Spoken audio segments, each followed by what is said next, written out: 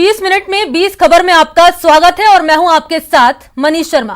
हम अगले 20 मिनट में आपको देश दुनिया की 20 ऐसी खबरें बताने वाले हैं जो इस वक्त न केवल सुर्खियों में है बल्कि दिलचस्प और अहम भी है। तो चलिए शुरू करते हैं 20 मिनट में 20 खबर का ये अहम सिलसिला। तो सबसे पहले देखते हैं अपने प्रदेश राजस्थान की कौन कौन सी खबरें अहम हैं।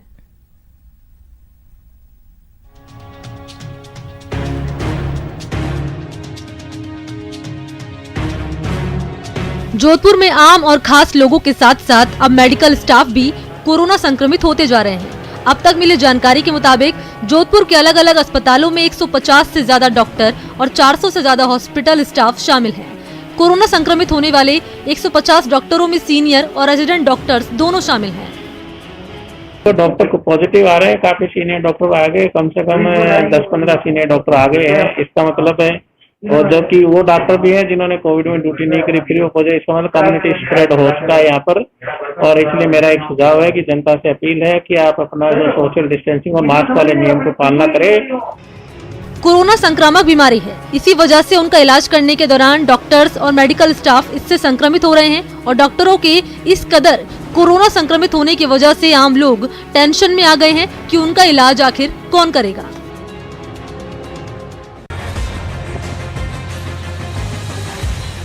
अलवर पुलिस ने मंगलवार से शहर में नो मास्क नो एंट्री अभियान की शुरुआत की। इस अभियान के जरिए पुलिस वैसे लोगों पर लगाम लगाने की कोशिश कर रही है जो अभी भी बिना मास्क पहने बाहर निकल रहे हैं। अलवर अब पूरे राजस्थान में एक्टिव केसेस पे फर्स्ट रैंक में आ गया है और इसलिए माननीय मुख्यमंत्री जी और जो जिला प्रशासन है, जिला पुलिस प्रमुख के द्वारा ये ask for a mask campaign किया है। इसमें जब आपका मास्क नहीं होगा तो आपकी एंट्री भी नहीं होगी और आपको मास्क चाहिए तो आप उसके लिए मांगेंगे। अलवर पुलिस ने लोगों को जागरूक करने के लिए नो मास्क नो एंट्री का पोस्टर भी लॉन्च किया।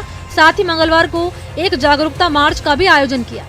इस मार्च के जरिए पुलिस ने लोगों से मास्क पहनने की अपील के साथ साथ ये चेतावनी भी दी कि अगर मास्क नहीं पहना तो फिर उनका चालान कटेगा। इतना ही नहीं, वैसे दुकानदार भी पुलिस के निशाने पर होंगे जो मास्क लगाए बिना दुकान पर बैठते हैं।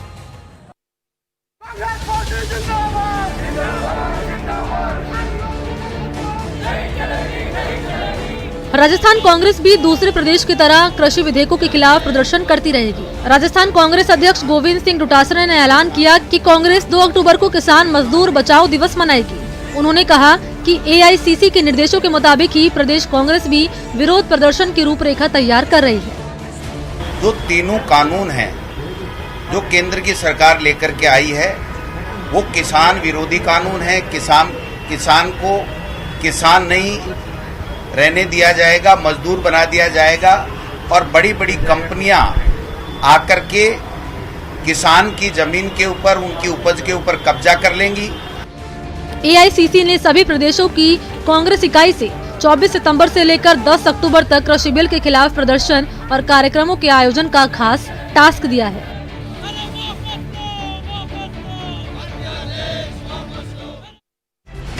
गांव का गदर आंदोलन की डगर, 2.25 महीने से इंतजार।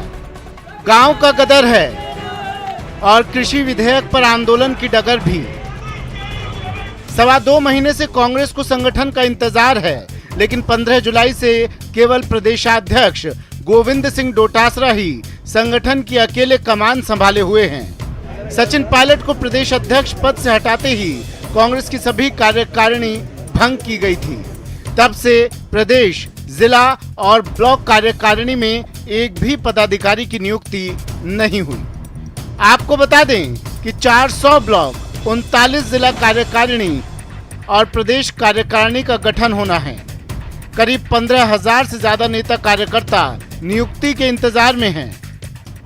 जल्दी जब ये कोरोना थोड़ा सा हमारे प्रदेश से विदा लेगा तो शीघ्र ही हम लोग माकन साहब यहाँ आएंगे, बैठेंगे और हमारा प्रस्ताव चर्चा के बाद में आलाकमान को देंगे। भरतपुर में अवैध खनन को लेकर साधु संत अनिश्चितकालीन धरने पर बैठ गए हैं और अपने तरीके से अवैध खनन का विरोध कर रहे हैं।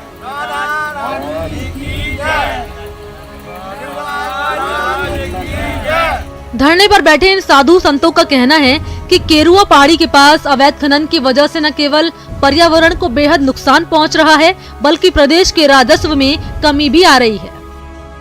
ब्रज 84 को जो पुरुषोत्तम मास बना हुआ है, माननीय एनजीटी ने आदेश किए थे, उसका पालन नहीं हो रहा है। और इसी तरह से हम लोग देख रहे हैं कि जो गौचारण भूमि है, जो उसमें बराबर इनका खनन कार्य चल रहा है। अभी कुछ दिन पहले एसपी साहब ने पकड़े थे माइनिंग डिपार्टमेंट की तरफ से। इस तरह से इधर तो पकड़ के फिर दोबारा पुनः चल जाते हैं। धरने पर बैठे इन साधु संतों का कहना है कि जब तक अवैध खनन रोकने के लिए किसी सार्थक प्रयास की शुरुआत नहीं होती, तब तक उनका धरना चलता रहेगा।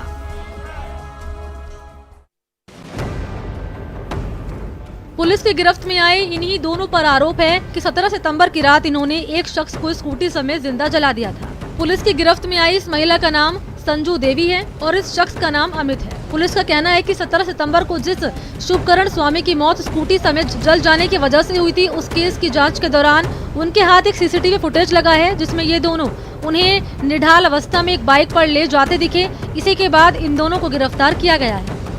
अभी संजू और अमित दोनों को गिरफ्तार कर लिया है और वो टीम जो लेके आ रही है मदद को, उसको भी गिरफ्तार किया जाएगा और अनुसंधान इसमें जारी है। शुभकरण स्वामी की मौत के मामले में एक और आरोपी को उत्तर प्रदेश से गिरफ्तार किया गया है। पुलिस का कहना है कि अवैध संबंध के मामले में शुभकरण स्वामी की हत्या हुई है।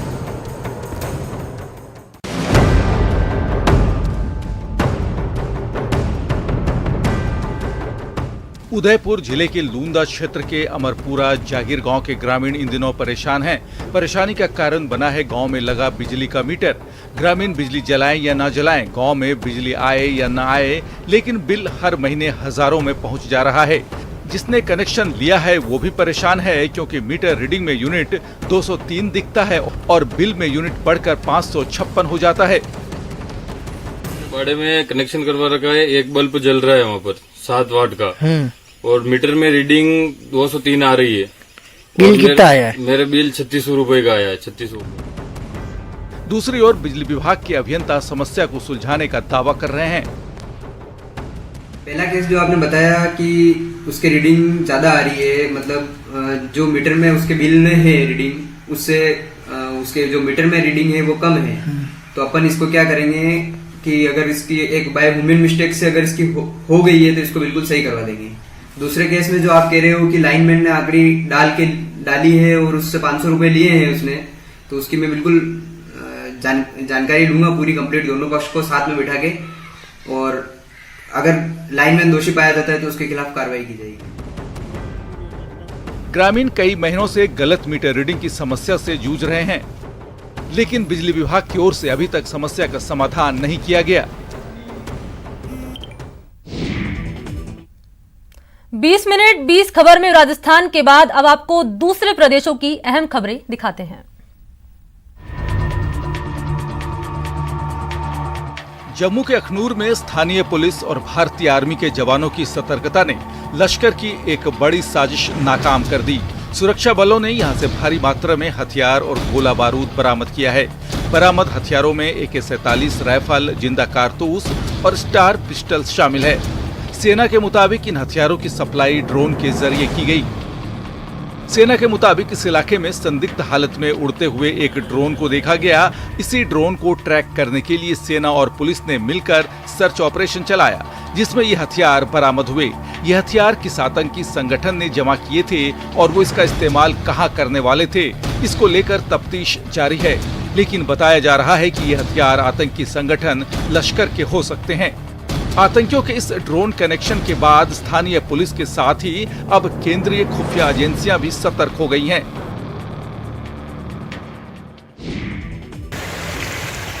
मुंबई में लगातार शाम से हो रही मूसलाधार बारिश की वजह से परेल, दादर, सायन, अंधेरी, मलाड, बोरीवली, कुर्ला, घाटकोपर, मुलुंड, लोखंडवाला, वीरा देसाई जैसी जगहों पर लोगों को भारी परेशानी का सामना करना पड़ रहा है। सबसे खराब हालात तो अंधेरी सबवे इलाके का रहा, जहां 5 फीट तक पानी भर गया और इस पानी में कुछ ऑटो रिक्शा और बेस्ट की बसें तक डूब गई थी। मौसम विभाग की माने तो मंगलवार शाम को जो बारिश शुरू हुई थी, वैसी बारिश अगले 1-2 दिन और हो सकती है। लिहाजा मुंबईकरों से अपील है कि वो सावधान रहे।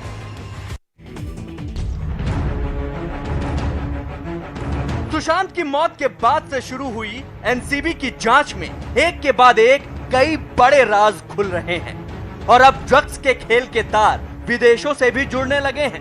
पाकिस्तान भारत में दशकों से ड्रग्स की खेप भेजता रहा है और अब ये माना जा रहा है कि पाकिस्तान से आने वाली खेप ही मुंबई फिल्म इंडस्ट्री तक पहुंच रही है।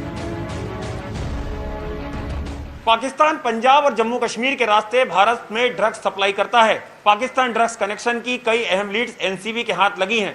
यही वजह कि एनसीबी ने ऑस्ट्रेलिया, ब्रिटेन के अलावा कई और देशों से भी संपर्क साधा है, जिसके जरिए अंतर्राष्ट्रीय स्तर पर भारत में ड्रग्स की खरीद फरोख्त के हर कड़ी को जोड़ा जा सके।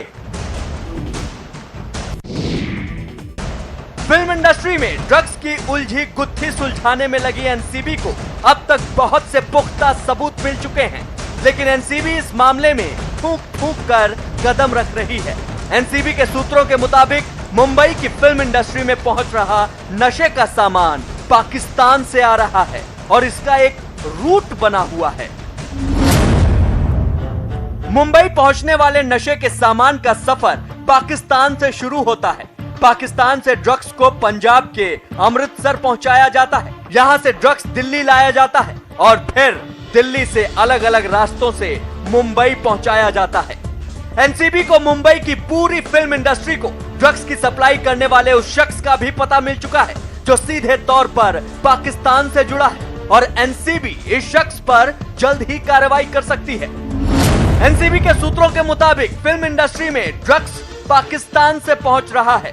अमृतसर का एक शख्स मुंबई में ड्रग्स सप्लाई करता है। यही शख्स मुंबई फिल्म इंडस्ट्री के लिए भी ड्रग्स पहुंचाता है। हालांकि कोकेन की सप्लाई का अलग रूट है। एनसीबी कोकेन की सप्लाई पर भी नजर बनाए हुए है और इसकी जांच कर रही है।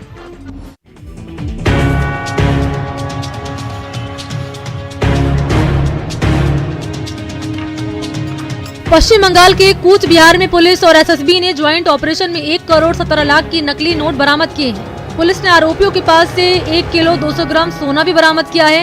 एसएसबी को सूचना मिली थी कि एक गाड़ी में कुछ लोग असम की तरफ ले जा रहे हैं। सूचना के बाद गाड़ी को रोककर उसकी तलाशी ली गई तो उसके अंदर से नकली करेंसी और सोने के बिस्किट मिले। पुलिस ने इस मामले में 9 लोगों को गिरफ्तार भी किया है। पुलिस अब जांच में जुटी है कि नकली करेंसी के इस नेटवर्क में और कौन कौन शामिल है और नकली करेंसी को असम में किसे सप्लाई किया जा रहा था।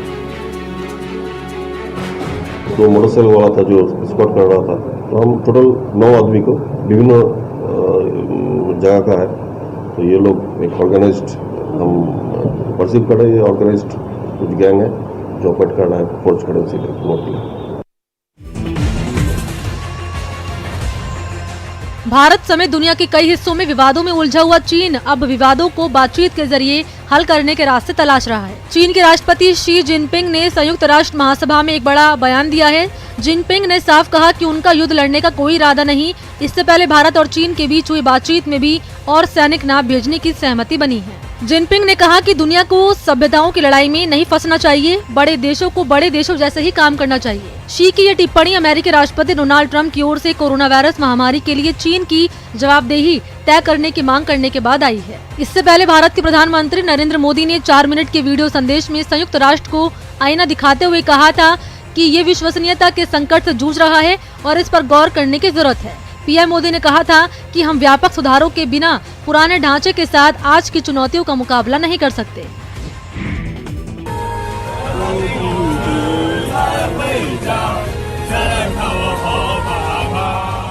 इन दिनों सोशल मीडिया में चीनी सैनिकों का एक वीडियो वायरल हो रहा है। इस वीडियो में चीनी सैनिक रोते हुए नजर आ रहे हैं। खास बात ये कि इस वीडियो को लेकर दावा किया जा रहा है कि चीन के ये सैनिक भारतीय सीमा पर तैनाती की वजह से आंसू बहा रहे हैं। दरअसल ये वीडियो पहले चीन में सोशल मीडिया पर वायरल हुआ था, जिसे बाद में हटा दिया गया था। अब तक मिली जानकारी के मुताबिक ये वीडियो 20 सितंबर को सामने आया था, लेकिन ताइवान न्यूज ने इसे मंगलवार को रिपोर्ट किया है। ताइवान न्यूज की रिपोर्ट में दावा किया गया कि इस वीडियो को फुयांग रेलवे स्टेशन जाते समय बस से शूट किया गया था, जो ट्रेनिंग के बाद भारतीय सीमा के निकट पोस्टिंग के लिए निकले थे। ताइवान न्यूज ने यह भी दावा किया कि इन जवानों को पहले हुबेई प्रांत के एक मिलिट्री कैंप जाना था और फिर वहां से इनकी पोस्टिंग भारतीय सीमा के नजदीकी इलाकों में होनी थी।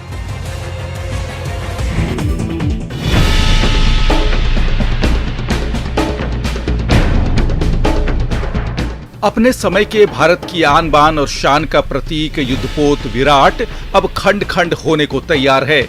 इसे भावनगर की शिप ब्रेकिंग कंपनी की ओर से अलंग शिप ब्रेकिंग यार्ड में तोड़ने के लिए लाया जा रहा है। समुद्र के महायोद्धा ने दुनिया के 27 चक्कर लगाए हैं, जिसमें इसने 1,94,215 किलोमीटर का सफर किया है। टाइड के हिसाब से और करंट के हिसाब से 28 तारीख को 2 बजे का हाई टाइड है, तो इसमें 12:30-1 बजे ये जहाज हमारे प्लॉट पे हम उसको अवकारने के लिए खूब इच्छुक रहेंगे और ये हमारे लिए और भारत के सबके लिए ये गौरवशाली क्षण होगा कि एक ऐतिहासिक शिप को हम स्वागत कर रहे हैं, जिसमें सरकार का भी इतना सहयोग है। ये जहाज अभी समंदर में अलंग से 15 नॉटिकल मील दूर खड़ा है। 28 सितंबर को इस जहाज को हाई टाइड के दौरान ब्रेकिंग यार्ड पर लाया जाएगा और फिर इसे तोड़ा जाएगा। करीब 30 साल भारतीय नौसेना की शान रहे INS विराट को 6 मार्च 2017 को भारतीय नेवी की सेवा से मुक्त कर दिया गया था।